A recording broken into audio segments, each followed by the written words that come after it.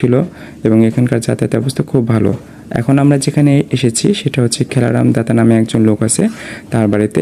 তার সম্পর্কে আমার কলিগ কি বলছে একটু শুনুন। খেলারাম দাতার বাড়ি এটা, এখানে মানে ডাকাতের বাড়ি এটা। উনি অনেক দিলদার ডাকাত ছিল। বড়লোকদের সম্পদ নদী পথে যখন যাইতো ডাকাতি করে, তারপরে উনি গরিবদের মাঝখানে বিলাই দিত। এই যে তো আমার কলিগের মতে খেলারাম দাতা ছিল একজন খুবই দয়ালু লোক, যে এমনভাবে দয়া করতো যে মানুষকে লুটোরাজ করে গরিবদেরকে দান করত। এটা হচ্ছে তারই বাড়ি। খেলারাম দাতা অনেক তাকে নিয়ে অনেক লোককথা আছে। অনেকেই ধারণা করে যে উনি ওনার ওয়াইফ এবং ওনার মাকে দুজনকেই খুব ভালোবাসতেন। তো এখানে অনেক লোককথা লুকোতে আছে। যখনই তারা আমরা বাড়িতে প্রবেশ করতেছিলাম দেখতেছিলাম দরজাগুলো অনেক ছোট, প্রবেশ করার ক্ষেত্রে অনেক কষ্ট হচ্ছিলো আমাদের জন্য। ভিতরে কোনো আলোর ব্যবস্থা ছিল না। যাই হোক, অনেক কষ্ট করে আমরা উপরে উঠতেছিলাম। তো মাঝে মাঝে আমাদের ভয় ছিল যে এখানে কোনো সাপ না থাকে। তো এখানে বৃষ্টির কারণে কিছু পানিও জমেছিল। আমরা যখন উপরে দিকে ওঠার জন্য রাস্তা খুঁজছিলাম তো হঠাৎ করে আমার এক কলিগ রাস্তাটা খুঁজে পায়। তো রাস্তা দিয়ে যখন আমরা উঠতেছিলাম রাস্তাটা অনেক সরু ছিল এবং অনেক নিচু, ফলে আমাদের এখান দিয়ে হাঁটা চলা করাটা অনেক কষ্ট ছিল। যাই হোক, এক জায়গায় ঘুরতে আসলে এসব কষ্ট আসলে মেনে নেওয়াই যায়। তো ধীরে ধীরে আমরা এটার উপরে উঠলাম। উঠে আমি তো খুব অবাক, ছাদের উপরে আবার নতুন করে ঘর। এটা সত্যি অনেক সুন্দর।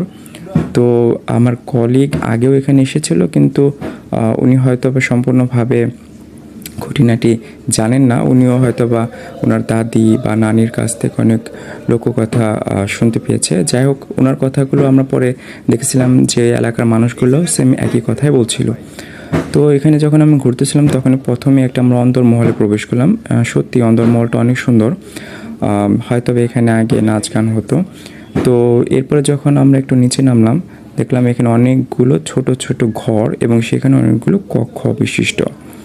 তো এখানে একটা জাস্ট জানালার মতো দিয়ে ভিউ দেখা যাচ্ছে পুকুরের। এটা ছিল সেই আমলের একটা পুকুর ঘাট।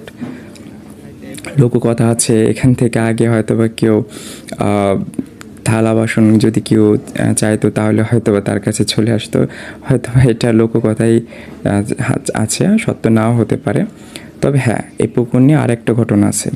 এক সময় হয়তো বা এই এলাকায় অনেক বেশি খরা দেখা দেয়, মানে নদী রাস্তাঘাটে পানির হয়তো বা অনেক সংকট দেখা দেয়। তখন একটা স্বপ্ন দেখেন খেলারাম দাতা যে ওনার ওয়াইফকে হয়তো বা এখানে আত্মত্যাগ করলে এই পুকুরে আবার পানি চলে আসবে।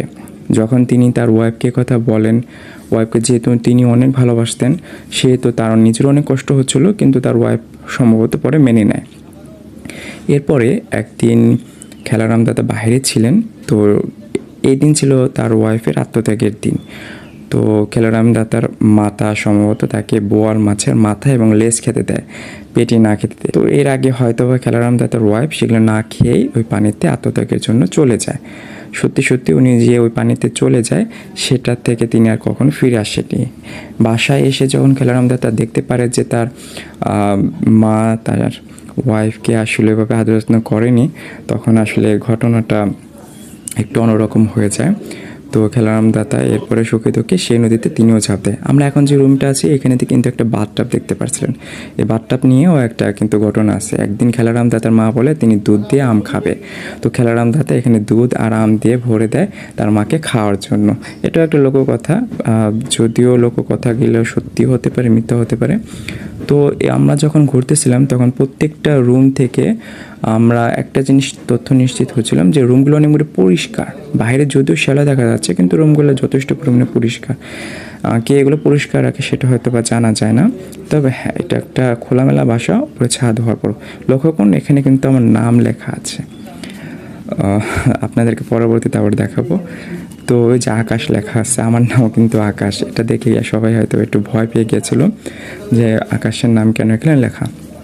তো দেখার পরে এখান থেকে আমরা সবাই আবার বের হয়ে চলে যাই অন্য একটা ডেস্টিনেশনের উদ্দেশ্যে।